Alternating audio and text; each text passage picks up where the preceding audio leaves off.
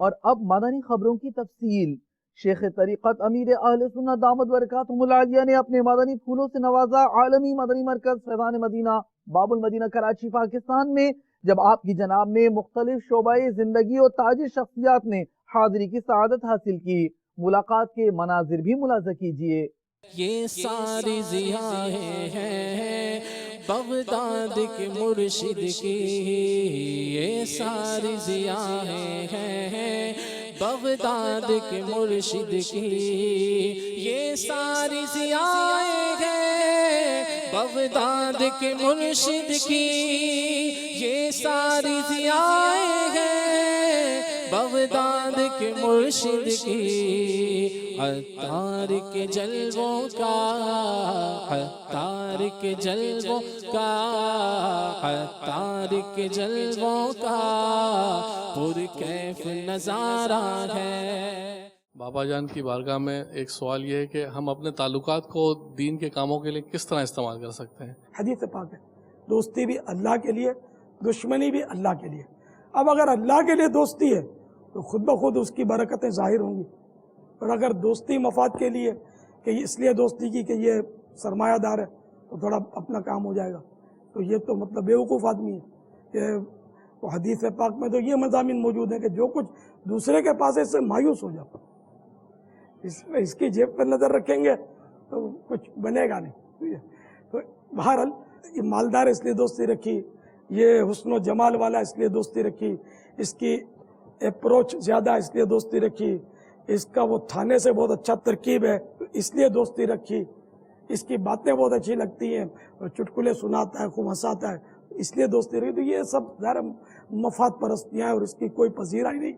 اور یہی کہہ سکتے ہیں کہ بعض ان میں تو بہت بری دوستیاں ہیں۔ دولت کو دیکھ کر دوست بنانا یہ تو بہت بڑی بھول ہے کہ اگر دولت مند کے آگے پیچھے لوگ گھومتے بھی ہیں تو میں ان کو خبردار کرتا ہوں کہ بھول کرنا مت۔ جس دن آپ کی دولت میں کمی آئی آپ کے دوستوں میں کمی آ جائے گی۔ دولت سے دوست مل سکتا ہے، وفا نہیں خریدی جا سکتی۔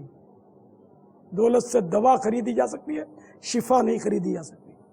تو آپ کو نظر تو رب پر ہی رکھنی ہے، چاہے مالدار ہیں چاہے غریب و نادار، ہے نا؟ جو کرنا ہے رب نے کرنا ہے۔ تو جس کے پاس جانا ہے اسی کو راضی رکھنے میں ہر طرح سے عافیت ہے، اور اسی کو راضی رکھنا ہے۔ اپنے الٹے سیدھے فلسفے، منطق اور ادھر ادھر کی باتوں میں الجھ کر رب سے رشتہ خراب نہیں کرنا، اور اس کی رحمت پر ٹک ٹکی بندی رہے۔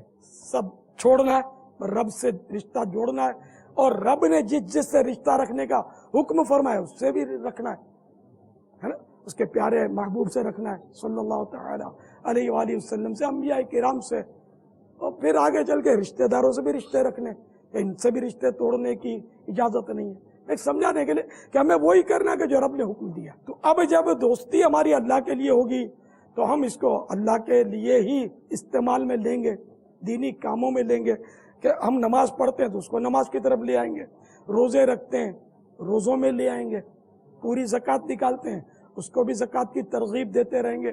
ہم سچ بولتے ہیں اس کو بھی ہم سچا بنائیں گے، ہم غیبت سے بچتے ہیں اس کو بھی غیبت سے بچائیں گے، ہم سنتوں بھرے اجتماع میں حاضریاں دیتے ہیں اس کو بھی ترغیب دیں گے، ہم مدنی قافلوں کے مسافر بنتے ہیں اس کو بھی لے چلیں گے، ہم مدنی انعامات کے مطابق اپنی زندگی گزارتے ہیں تاکہ آخرت کی بہتریاں سمیٹ سکیں تو اس کو بھی یہی ترغیب دیں گے۔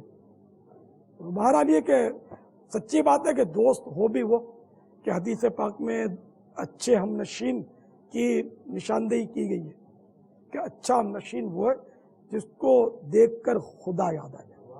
میرے مرشد ہے عطار، میرے مرشد ہے عطار، میرے مرشد ہے عطار، میرے مرشد ہے عطار۔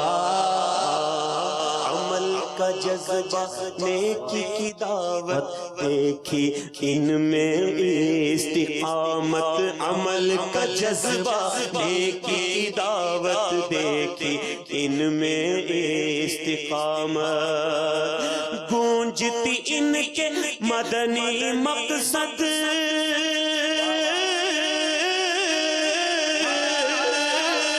گونجتی ان کے مدنی مقصد کی ہر سو ہے پکار، میرے مرشد ہے عطار میرے مرشد ہے عطار میرے مرشد ہے عطار میرے مرشد ہے عطار